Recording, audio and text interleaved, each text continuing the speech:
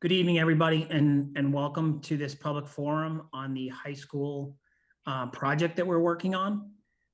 We are kind of meeting this evening to give the community an update in regard to the work and progress that we're making to address the needs of a new high school in Wakefield.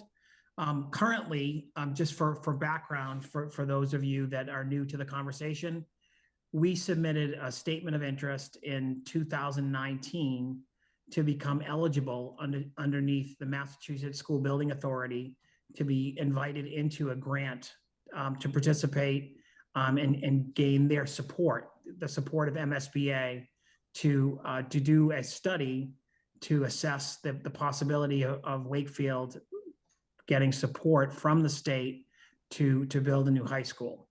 And so we were accepted into the grant process in December of 2019. A large driver in kind of our need to be part of this process really stems from our NEASC accreditation. The current facility at the high school was deemed inadequate in regard to educational programming through the accreditation process. We've been cited several times in regard to not only the inadequate size of our rooms, but also kind of the need for work that we need to do on spaces that include our science labs and also increasing ADA accessibility. So as part of this process, we've joined with a project management group, Left Field, and Lynn Stapleton is here with us tonight representing that group. And in our design team, we have Brian Black from SMMA, Helen Fantini from SMMA, as well as Megan Collins from SMMA. So our design team includes both of those groups and also includes the Permanent Building Committee and the chairman who's here tonight, Joe Bertrand. And so through this group, we've collaborated and we've moved through the MSBA modules to be on track to really each step of the way. The MSBA has modules that kind of gauge the progress the community is making in kind of assessing the high school, the building, but also the grounds and kind of the feasibility of what and where we can develop. And so that's what we're here tonight to report on, kind of the progress that we've made in that area. And so currently we're completing what they call Module 3, which you can find online. If you kind of search under MSBA modules, you'll see Module 3. And the work that we're completing in Module 3 currently is we have a design team, we've developed an educational plan that also includes a detailed space summary within the educational plan of the spaces that we need to educate the students of Wakefield. So that's currently where we are. Excuse me. I'd like to turn it over to Lynn Stapleton so she can talk more about the work that we've done so far. Thank you very much. Thank you and good evening, everyone. We're going to actually start by having Brian Black from SMMA give you a quick design update. From the design update, we'll go into what the project costs are and the tax impact to residents. Brian, would you like to share the presentation? Sure, thanks, Liv.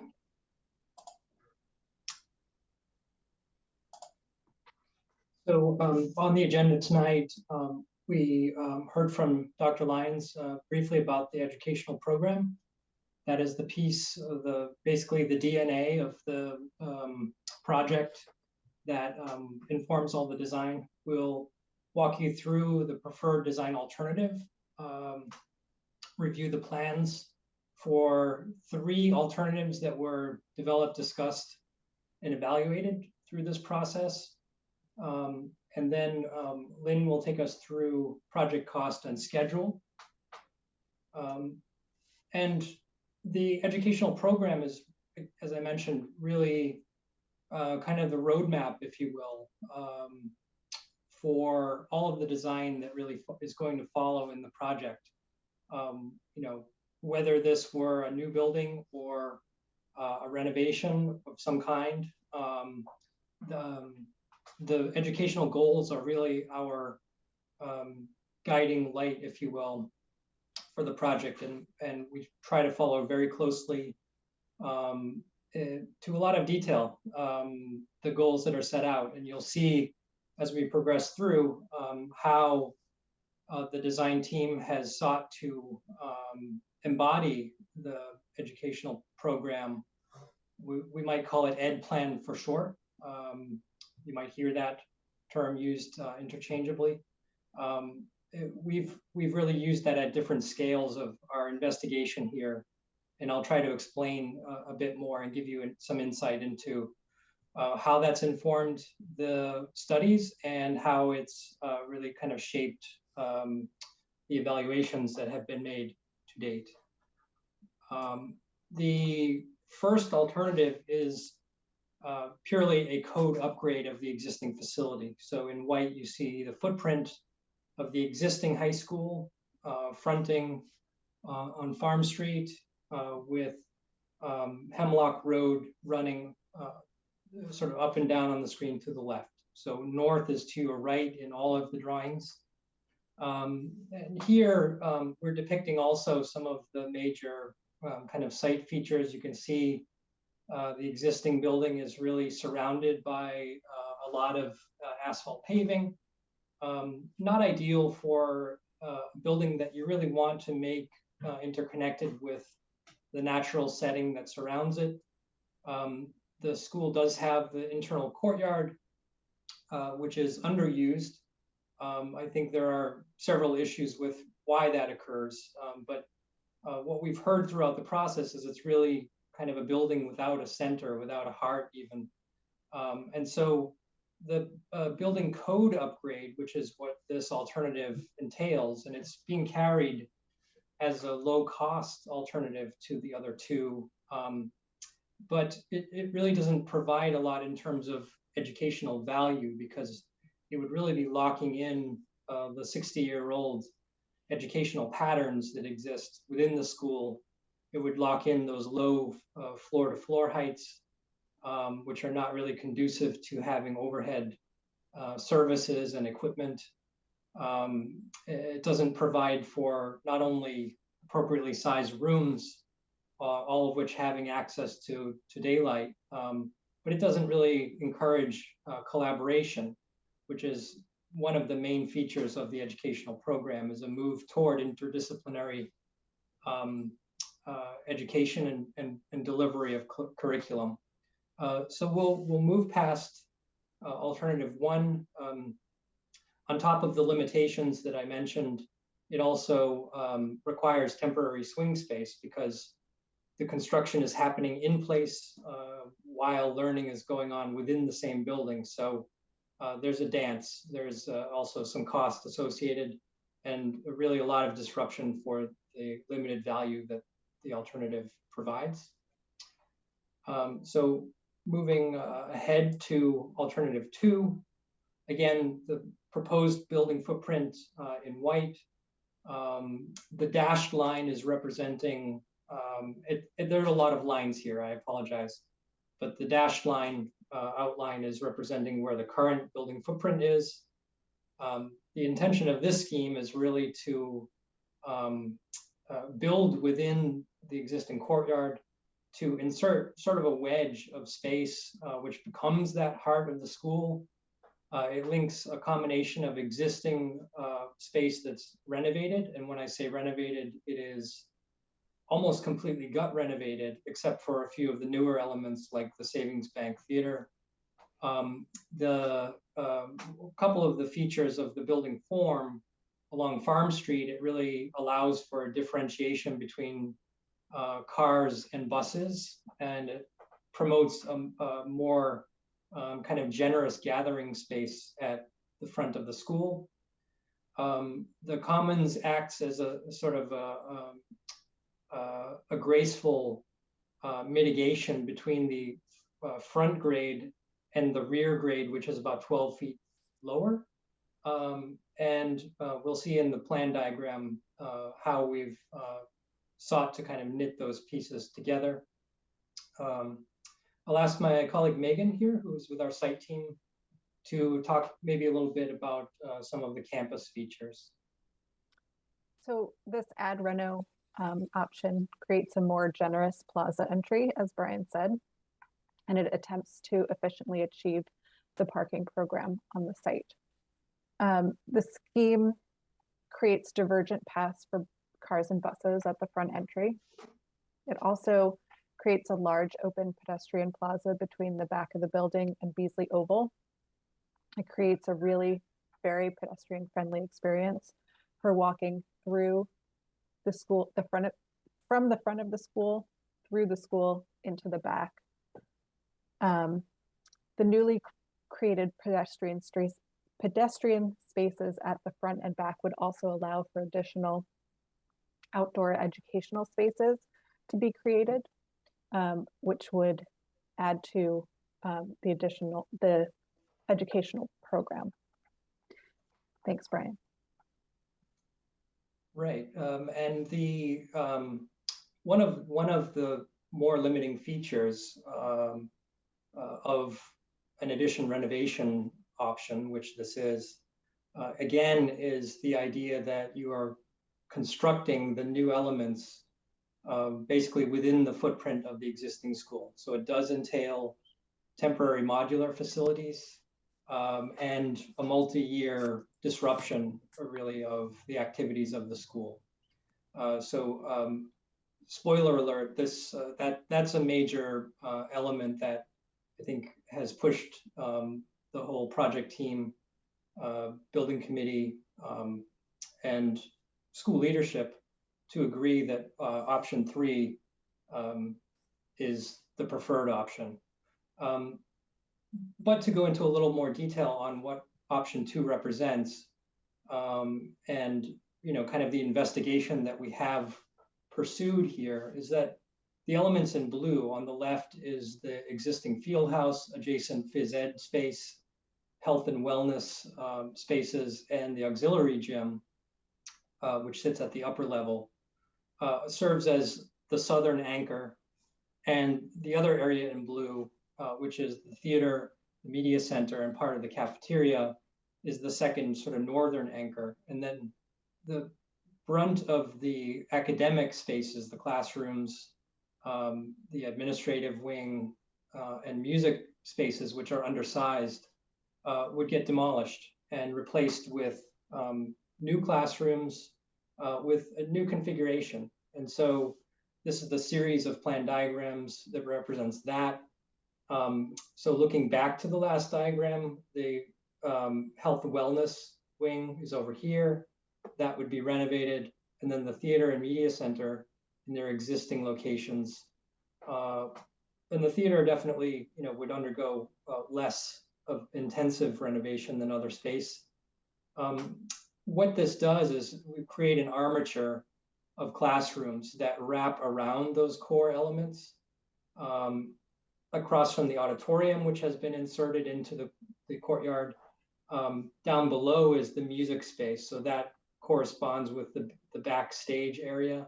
So there's a good adjacency there.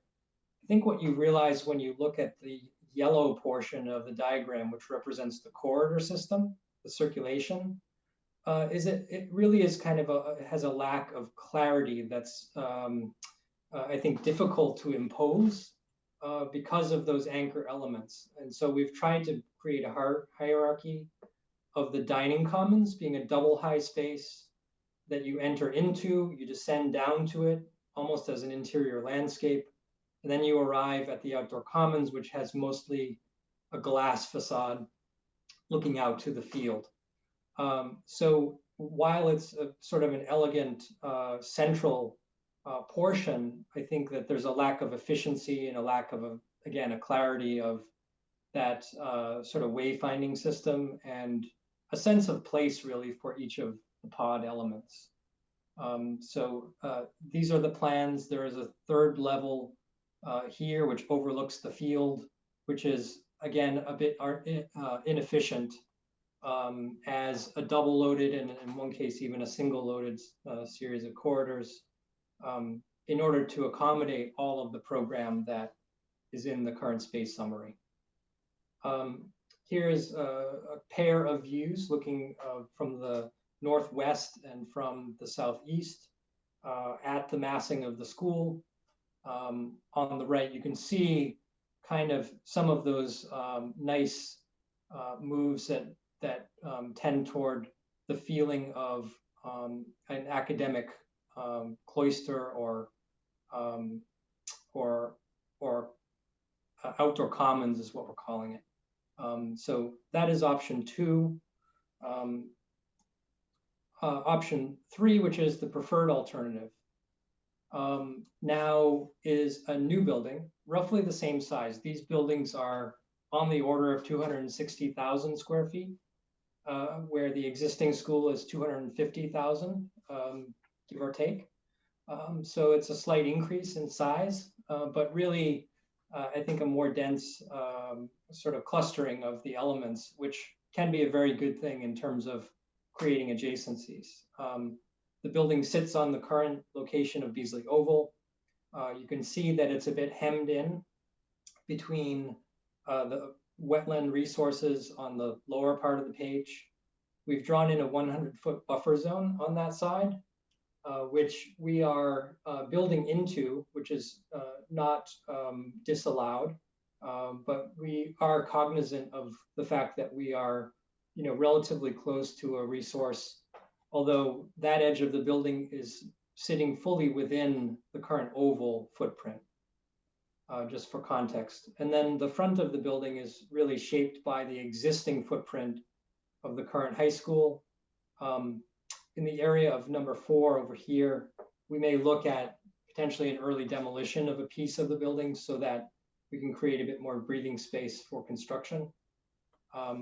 Again, it's a 3-story classroom wing facing left, which is south, which was among 4 options that we looked at of putting different program clusters on different sides of the building and seeing kind of what the both urbanistic and functional impacts were of doing that.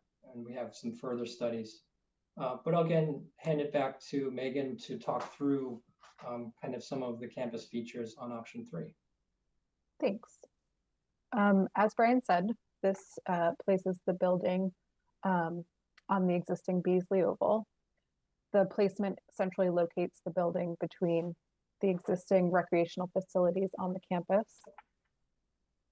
We would rebuild Beasley Oval track and field closer to Farm Street, and the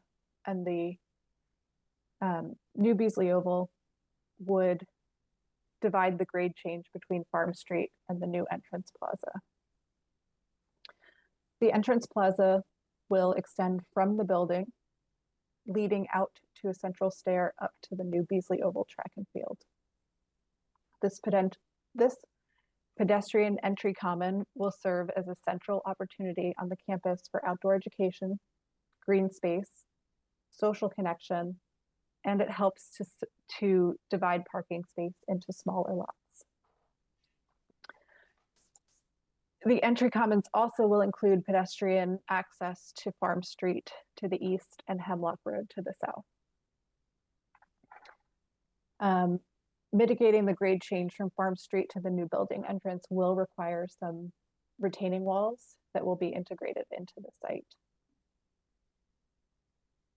The design also includes outdoor space behind the school that can help to connect the dining commons to the natural spaces at the back of the building. These outdoor spaces and connections can be less formal and less conventional than the spaces at the front of the building. And there's also an opportunity to connect from these spaces to the other recreational elements on the campus across Hemlock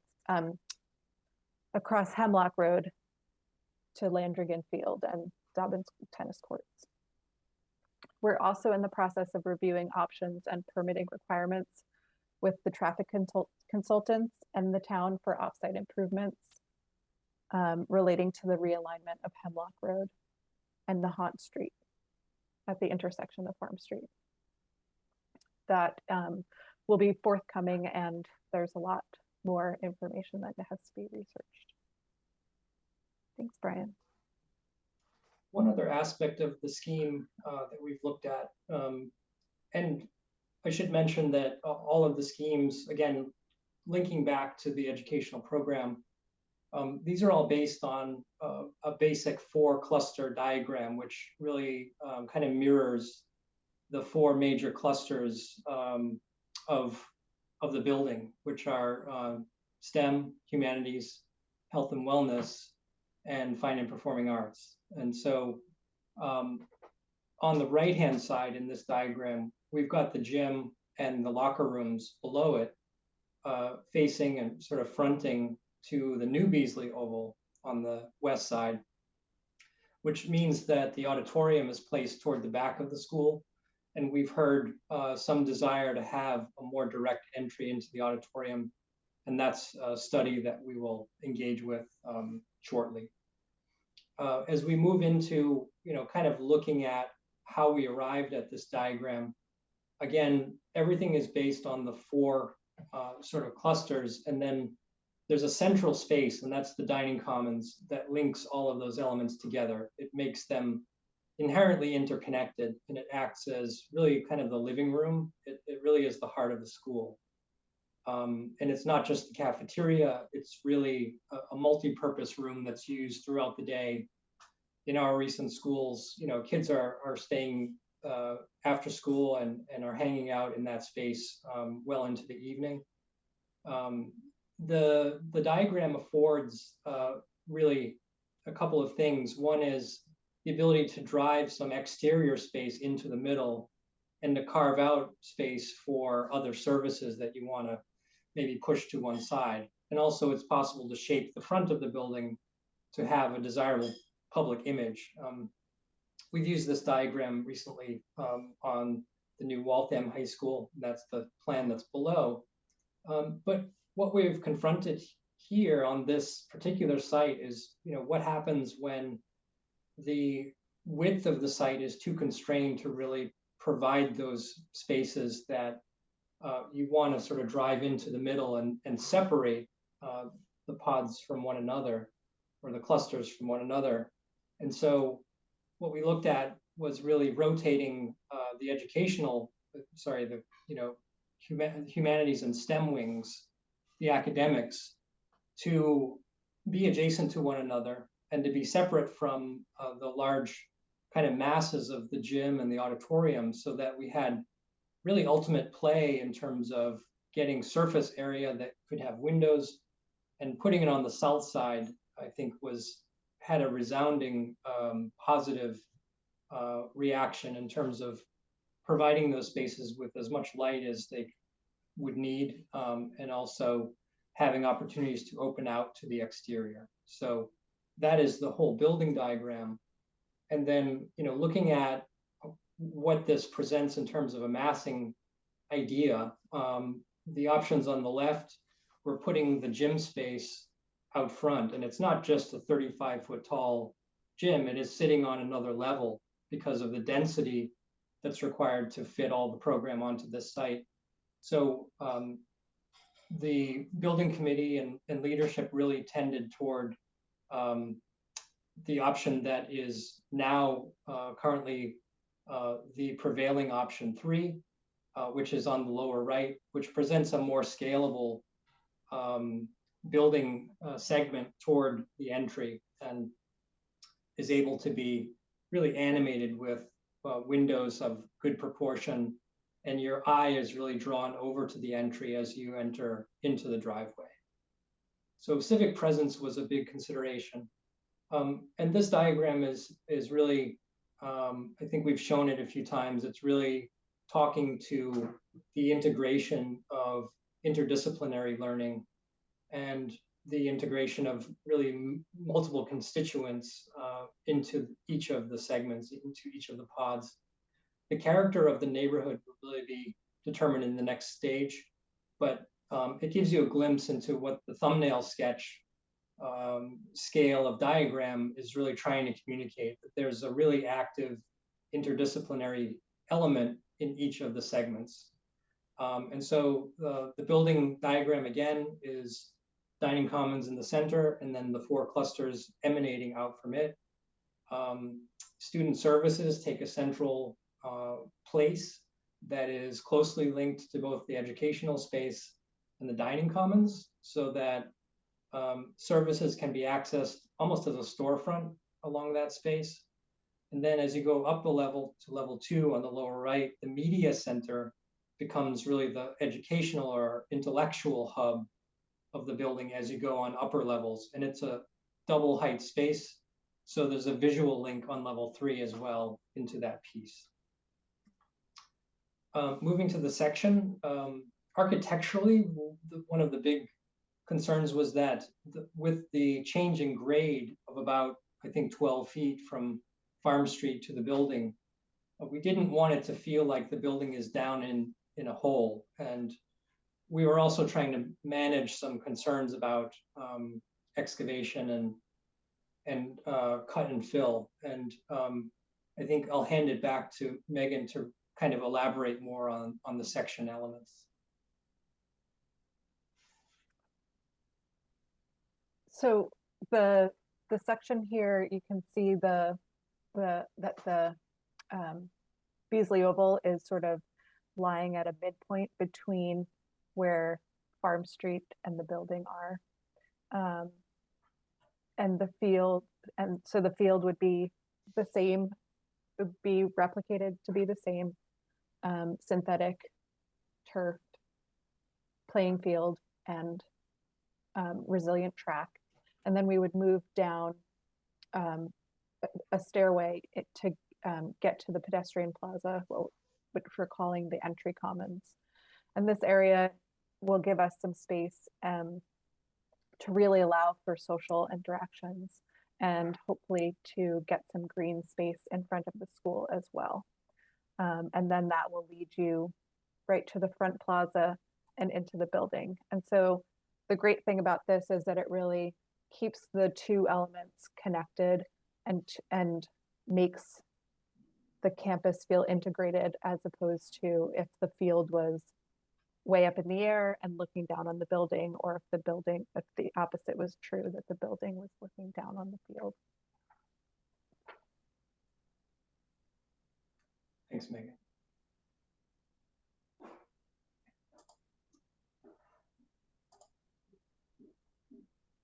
Oh, sorry about that. Massing views for alternative 3. So this is, sort of the culmination of the feasibility study. Typically, this is the kind of diagram that depicts, what the massed building would look like on the site. And we like a lot of the features that this offers. There's really still quite a lot of design investigation to be done. And this process has really helped us to identify a lot of what those issues are. Issues of access, issues of parking, issues of noise. We want to be very sensitive to the neighbors' concerns. We do have a service area on the north end of the building, and we will design that in a way to have a limited impact in terms of the noise to the neighborhood. We wanted to take these diagrams slightly further. It's not a requirement of this phase of investigation, but we felt that applying some sense of scale to a model would give you all the most immediate understanding of maybe the potential of the project. The application of something that looks like windows suddenly gives a different sense of scale to the project. And again, we just wanted to try to communicate a little bit better the potential, and also, not being able to do this in person and being in this kind of Zoom world for so long, we wanted to create something that felt a little bit more maybe handmade and could give you the sense that maybe you're walking around the model and looking at the project from a new perspective. So hopefully this gives you a little bit more of an understanding of kind of what the project is after, with, again, a lot left to do, but at a really exciting stage of the process. And with that, we can open it up to design questions about the design side of the investigation. And then after that, I'll give it over to Lynn to talk about the cost and schedule. If everyone could write their question in the chat, we'll read it and respond if you have any design questions.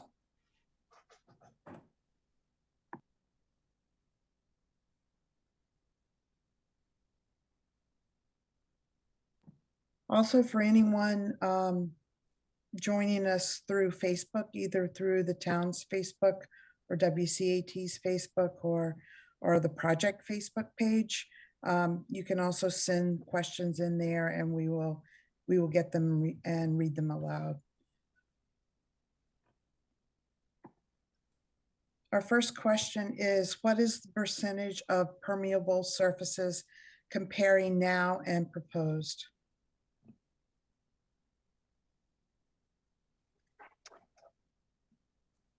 I do not have that information now, but that is something that we will calculate in the schematic design phase. And it is important to us to make sure that we are infiltrating and stormwater, and that we're taking care of stormwater on the site.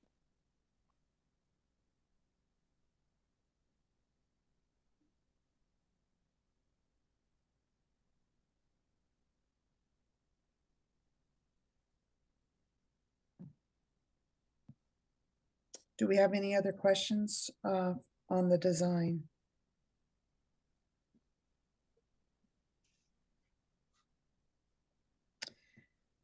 Is PV arrays over parking being considered as a way to share the parking and increase PV potential?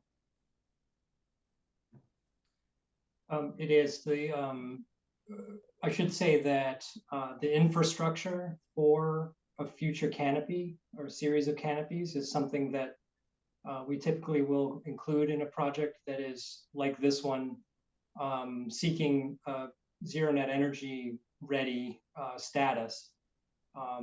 So PVs in terms of canopies over parking is something that the project team will consider. Meanwhile, we also plan for a PV ready roof. So 50% of the accessible roof will be, again, provided the infrastructure for a future installation of PVs in the project. And that is one of the ways we get to sort of meet our sustainability goals, which are very robust on this project.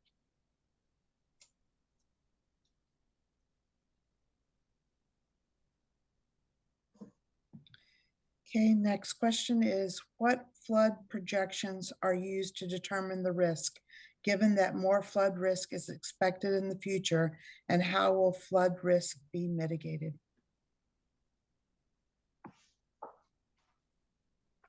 Unfortunately, I'm not a civil engineer, and we haven't gotten to that point of the project yet, but there are rigorous regulations that require us to do a lot of calculations and mitigation on site. So all of that will be presented through the schematic design process.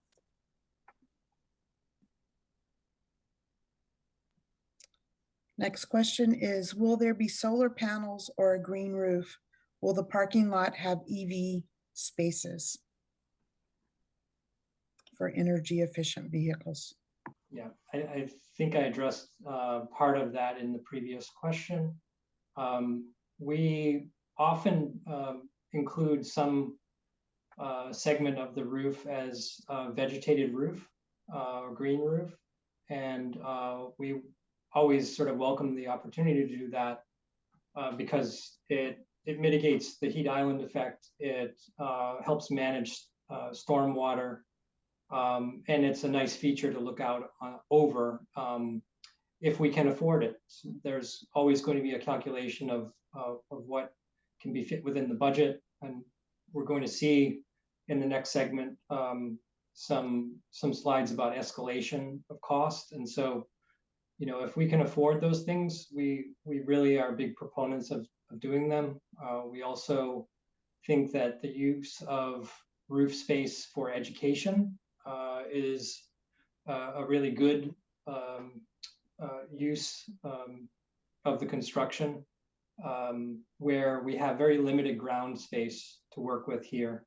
And as we saw the model rotate around, there are two segments on the ends of the academic wings, which could be made into roof terraces, which would be accessed from space inside. So imagine an environmental science lab on the inside that can go out and access a greenhouse, have an observation deck, have plantings that are within the study realm of that discipline.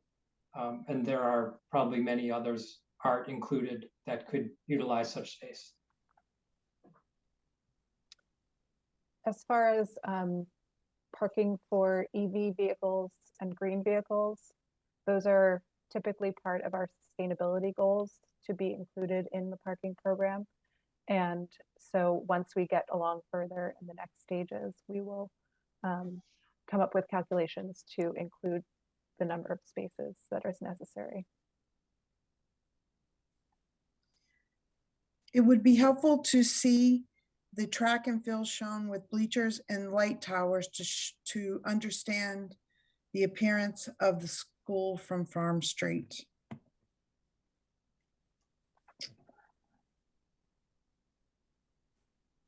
Another comment. Go ahead. Apologies, Lynn. It was my understanding that this is not going to be a lit field.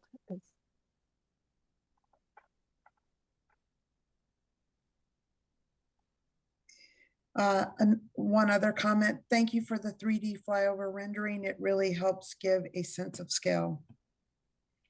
Next question is, what is the plan for the track and field programs during construction, since their facilities will be eliminated until the end of the project?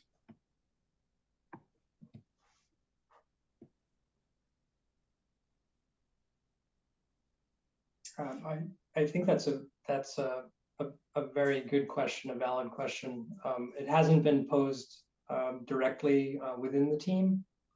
So I think that's something that we need to discuss, whether some temporary facility is needed for that. I think that's an excellent question that we haven't answered.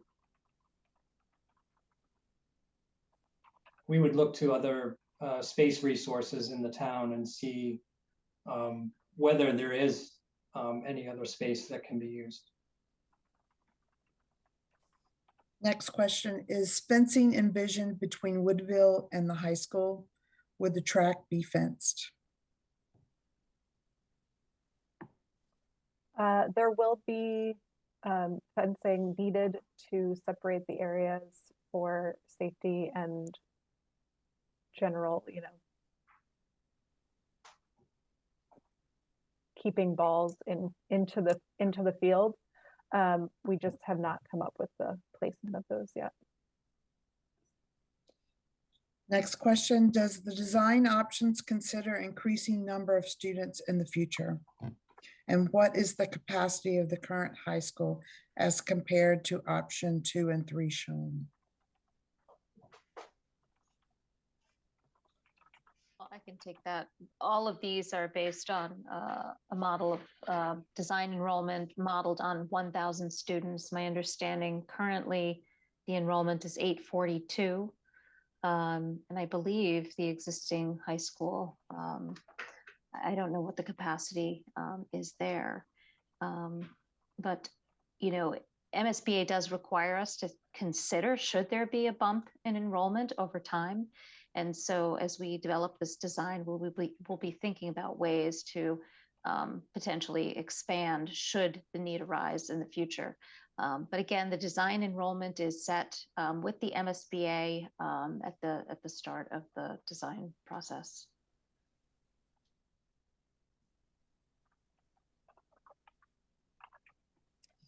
That's all the questions I have currently. There will be another opportunity to ask questions at the end of the project costs if you didn't get your questions in this time. So we'll move on to the project costs portion of the presentation. I wanted to first start with some costs that you have seen previously. As Dr. Lyons had said, back in 2016, Dorian Whittier conducted a feasibility study. This was after numerous attempts at submitting statements of interest to MSBA and them being rejected. MSBA typically favors schools that do feasibility studies because they better understand the needs of the school that they're submitting for entry into the capital program. So these are the 2016 costs that Dorian Whittier came up with were escalated to March of 2019 costs prior to the submission of the 2019 statement of interest. As we go on, you'll see that the capital improvements plan indicated here aligns with our option 1 code repair, as well as the phased ad reno aligns with our our option 2 addition renovation. And then the new school option here aligns with our option 3 new school. And we'll show you the impacts on the costs presented in 2019 to what is being estimated currently for 2022. Brian? Next, please. Since the onset of COVID, the construction market has taken a wild ride, to say the least. In 2019 and years prior, we were seeing a steady trend of 3.5 to 4% annual escalation. In early 2020, as we all know, the economy came to a halt. And this resulted in the inflation for 2022 not even meeting the annual target set by the federal government. Production slowed down and the workforce shrank, and which resulted in really a lack of supply and high demand for labor, which trended these costs higher than average. Next. This information that you'll see on the next few slides is taken from several construction market indexes. Consigli Construction Company puts out one, as well as Vermeulen's and Turner Construction. And this is looking at all 3 of their construction indexes over the last few years. And this is a synopsis of them. For 2019, escalation was at 3.5 to 4%. And as I said, materials and labor were on trend with previous years. In 2020, it dropped to 1.3%, and COVID sort of played a major hit on the economy at that point. Next slide. In 2021, basically due to the shrunken workforce and the lack of product availability, escalation soared about 15%. And then in 2022, all these indexes project escalation to be between 7 and 9%. And that's because of the shrunken labor force, really, and a lot of people dropped out of the construction labor workforce. Next slide. In 2023, we think that things are going to really level off and that availability of products will start to improve. And we anticipate a 4 to 5% escalation. So as you can see, from 2019 to 2023, the compounded escalation has really soared from the cost that you were presented in 2019. Next slide, please. So just looking at where we were in 2019 and escalating it to the estimated costs that we are presenting you today in 2022, we've had about a 32.4% increase in costs. Another thing that's important to note is that not only did we increase in cost based on escalation, we also increased the size of the building that was presented to you in 2019. And this is after a thorough development of the educational plan and working closely with the school department to identify all the educational needs for the school. So the cost in 2019 per square foot was $618, and the cost in 2022 is roughly $675 per square foot. Next. Again, just to reiterate, some of the biggest reasons for the volatility is the product availability, with production being down for various reasons, most notably the slow recovery of employees coming back into the workforce, and as well as increased reliance on global supply chains. Supply chains have created long lead times for products. And with these difficulties in being able to get materials and the reliability of getting them, it's caused prices to increase, as well as just the pricing challenges that contractors have with the lack of supply and the high demand for labor, and not understanding, you know, how we're going to come out of this. Many bidders are bidding, you know, are erring on the high side to make sure they can cover their costs. Also, many bidders are limiting the time frame in which they will hold bids, and also many won't accept orders until you're ready to pay for them, just because the prices are changing so drastically. Next slide.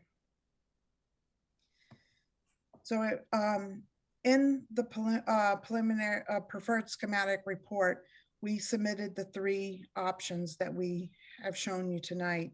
And that's the option 1, code repair or base repair.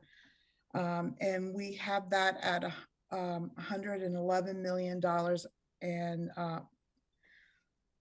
111 million point two.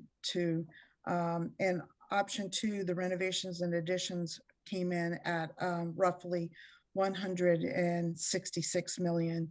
And option 3, the new construction, has come in at about 175.5 million. And you can see the associated cost per square foot for each of the 3 options. Looking at option 2, the additions, renovations, and the new construction, they're very closely aligned in terms of cost. I mean, there is approximately $34 a square foot difference, but when you look at the difference in construction time frame, as well as what you're getting from an educational program perspective, the team felt like, as well as the town and district, felt like the new construction option was the best option to move forward with. Next slide.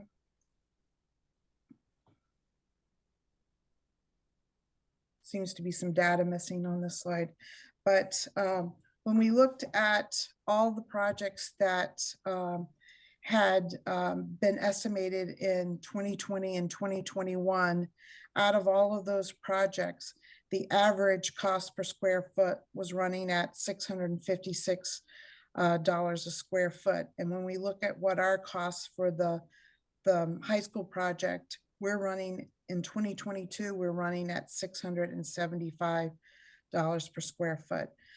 This represents about a 2.8% increase over the 2021 and 2020 and 2021 estimated costs. So we feel like that we're trending right in line with what cost, and actually probably on the lower side of what costs will average out to be in 2022. Next slide. Oh, there it is. Guess it was a An fine. animation, sorry. Sorry about that. These are the projects that were estimated over that time frame, and the average of all of those costs per square foot comes out to the $656 per square foot. Next slide. So when we look at the projected cost of the new construction coming in at 175.6 million, out of that cost, MSBA has deemed that at least 95.8 million of that will be ineligible. And these ineligible costs are determined by a couple of factors. MSBA puts a site cap of 8% of building cost, and anything above that 8% is deemed ineligible, as well as they put a construction cap of $360 per square foot on the cost of construction. They will only participate in reimbursement up to that amount. And so with a $675 cost per square foot for construction, and what MSBA will participate in up to $360 a square foot, there's a big cost discrepancy there. And that's also part of what makes up this 95.8 million in ineligible costs. So from looking at it from a total project cost standpoint, we're estimating 219.5 million in total project costs, and that represents a 111.8 million in ineligible costs. A few of the other MSBA caps that they put on, they put a 20% limit on eligible soft cost, and that's everything outside of the construction costs. They also put a cap on both the designer and the OPM fees. They will only participate in 10% of designer cost and 3.5% of OPM cost up to $500 a square foot. So anything above $500 a square foot up to the $675 a square foot would be 100% on the town. They also put caps on the cost spent per student for FF&E and technology. All of these are caps. They realize that construction and soft costs are higher than these caps that they place, but they're trying to create a level playing field for all districts so that they can spread the money out a lot further. Another important thing to remember is that the cost of any space over MSBA guidelines is also considered ineligible, and also makes up part of that 95.8 million of ineligible costs. MSBA only allows 195,000 square feet. We've designed a building or put together an educational program that represents 260,027 square feet. And we've determined that MSBA is likely to consider 49,191 square foot of this discrepancy as ineligible program space that they will not participate in. The difference between the 260,000 and the 195,000 MSBA guideline square footage is actually 65,000 square feet, but some of that square footage MSBA will participate in because it is core academic spaces. Next. What this all results in is you've all been told that Wakefield has a 49.94% reimbursement rate. That's before incentive points. And we think that Wakefield will receive about 1.5% for estimated for the good maintenance program that they have, as well as we're looking to gain 2% for energy efficiency, 20% over the Mass Energy Code. This on paper gives us a 53.4% reimbursement rate, But the key thing here is that that reimbursement rate is only on eligible cost. When you apply and look at the reimbursement of, when you apply the 53.4% to only the eligible cost, it actually ends up being an effective reimbursement rate of 26.16 for the total project costs. So it's a big difference. And I want to say that MSBA changed their project budget template last year in the summer. And all projects that we've seen that have been estimated since that time frame have all been around 50% of what their indicated reimbursement rate is. So we're right in line with what other projects are experiencing as well. Next slide. This all comes down to an MSBA share for this project of 57 million and a town share of 163 million, and a total project cost of approximately 220 million. Looking at the town share of this and what this would mean to taxpayers, it ends up being on the 163 million, it ends up being about $1.56 per thousand of assessed residential property value. And that's based on a level debt service for a 30-year bond. To get a, next slide, to get a little bit more into what this means for the average single family home value. And that's estimated at a 721,000 at this point. The cost shown on this side is for that median. And that's roughly is about an average of $1,058 per year, or $88 per month. If you, we'll be posting this on the project website, which is Wakefield MHS building project. If you want to take a look, and you'll be able to look at your actual home value and see what the cost per year is for the 30-year bond. Next slide. Oh, go back. I don't know if we'd like to take questions now before we go over the last few schedule comments, but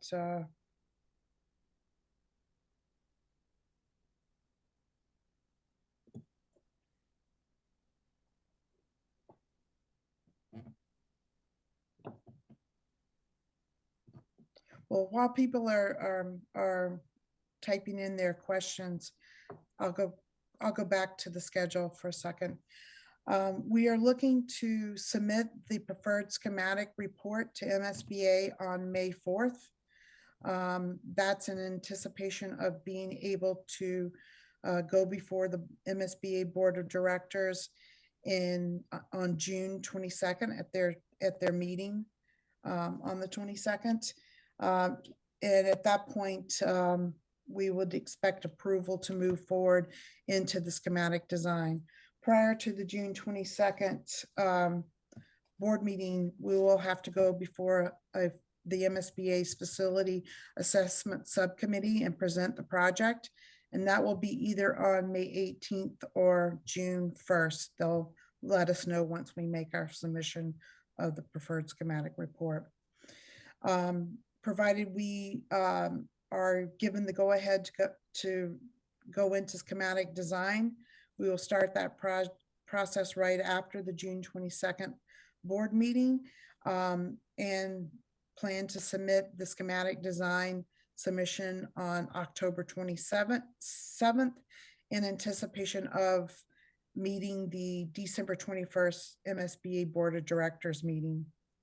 And from that point, once MSBA has approved the project, we will sign a project scope and budget agreement with MSBA, and we will look to take the vote to the town in January 2023 for the town to vote on funding the project.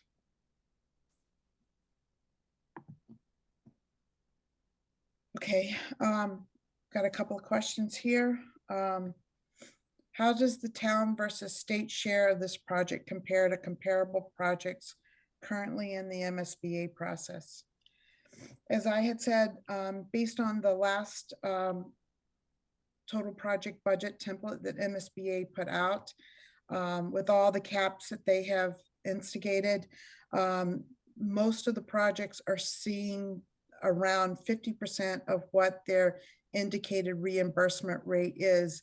And I will say that that has held true for several of the projects that are, well, all of the projects really that have entered into the MSBA pipeline in the same time frame as this project has.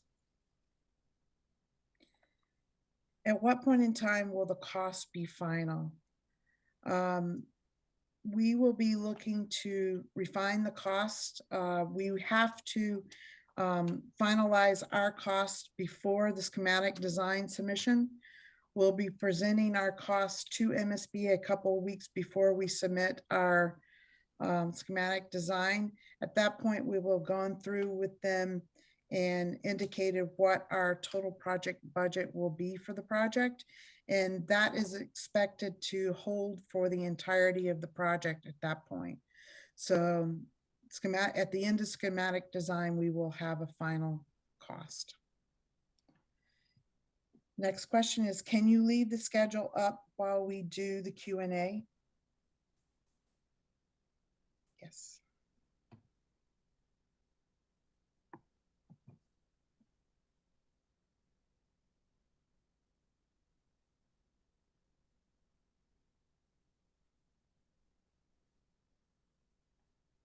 Another question came in on the design actually is, what is the plan for the internal sporting spaces, active play, learning spaces? What sports will be accommodated inside?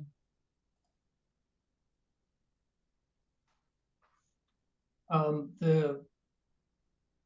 would say the full roster of current activities within those spaces will continue. The project program does include a space to replicate the auxiliary gym, the gymnastics gym. And so that is in addition to the fitness room, the multi-purpose space, and the main gym, which is sized at 18,000 square feet. So those are the main sort of resources that the school has. So, you know, full basketball, volleyball, you know, there's a lot of discussion that needs to happen about some of the programs and which spaces they actually use. A space like a multi-purpose room is designed to accommodate many different kinds of activities, dance, yoga, in addition to more sort of athletic type exercise. So there'll be an ongoing discussion and programming at each stage of the project, including upcoming for schematic design to really flesh all of that out. Next question, are these costs inclusive of interior with furnishing? Yes, this is inclusive of all project costs. Next question, what were the drivers for the increase in square footage? Library, gym, auditorium, more classrooms? The drivers were, I think, multiple. They, you know, for classrooms, we were actually carrying more classrooms than we currently have. And then looking at the utilization, we found that we could expand the schedule for some of the elements and reduce the number slightly. We started with 46 and now we have 41 general classrooms. Other spaces, you know, were looked at in terms of various different needs. We have things like, you know, band storage. We know that the theater program, the music program, those are extremely robust programs within the educational community. And although MSBA tends to look through a lens of, what is the educational payback for space, there is a case to be made for some of the extracurricular programs, which may not be within that eligible category that Lynn explained, but they were found to be important to the project. And so there are some of those sort of elevated spaces above the MSBA template that are being carried. Music band room is sized for the entire band to be within it, where MSBA template does not typically allow for that. So that was deemed to be an important program that should be accommodated. It's in the program. The stage also, when we looked at the Galvin, we know that rising students from the Galvin are going to be accustomed to a stage size that's larger than the MSBA template was delivering, and so that has been expanded as well from 1,600 to I think 2,500.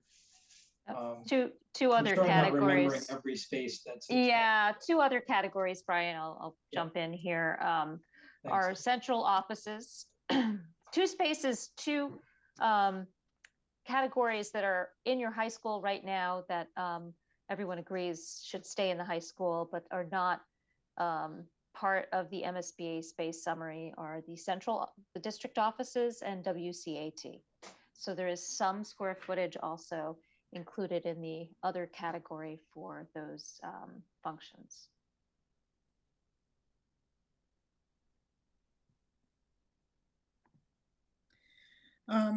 Next question is there a more granular breakdown of the ineligible costs that could be shared, such as how much of the ineligible construction costs are due to exceeding the site cap? Yes. On the project website, Wakefield MHS building project, you'll find the preferred schematic report. We'll post it once we submit it, but it will show in the budget section a spreadsheet that indicates exactly what is what are the amount of money that exceeds the caps. For example, the cost of ineligible square footage is about 15 million. The cost for ineligible OPM and designer fees are around are roughly about $4 to $5 million. The cost for ineligible site costs are 9.7 million, and ineligible construction costs is 81.9 million. So you'll be able to see that spreadsheet that there's a column that includes the excluded or ineligible cost, and you'll be able to go down each category of the budget and see what represents costs that MSBA will not participate in funding. Next is a comment. Thank you for the responses. Both questions came from our 10-year-old looking forward to a new high school. Next question, does this plan include potential changes to the intersection of Farm and Hemlock, addition of traffic light or circle?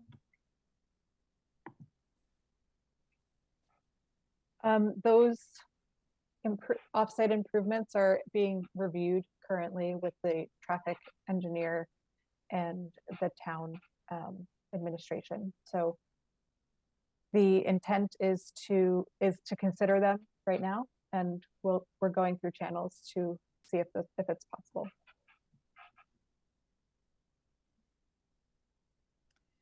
Okay, next is a comment. Thank you. It is helpful to hear that most of it is construction costs.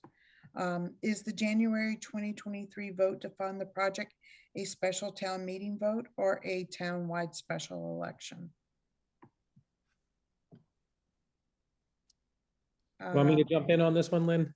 Please, It's I'm not actually, sure I could distinguish between the two. since this is a Proposition 2.5 debt exclusion, it's actually both. There will be a town meeting vote, which will have to pass by 2/3 because we'll be bonding. And it will then go to a general election, which will both be special in nature, and that's a majority at the polls. So it's a two-pronged process.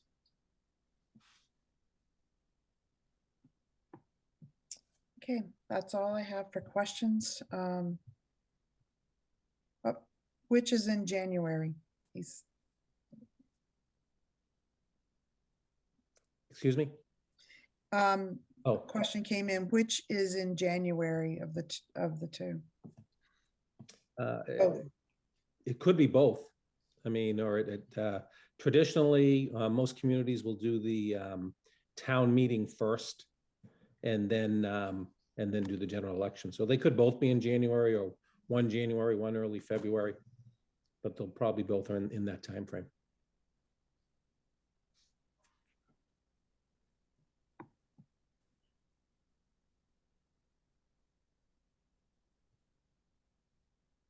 Okay, I think that's it for questions. I want to thank everybody for joining us tonight, and thank you for your comments as well. We'll be looking into them more in depth as we go into the schematic design phase. We'll be coming back to you again during the schematic design phase to give you an update on the project as we enter into that phase of the project.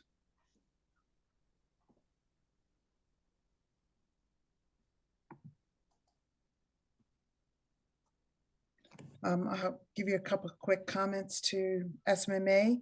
The rendering was fantastic. Thank you so much for going above and beyond on that piece.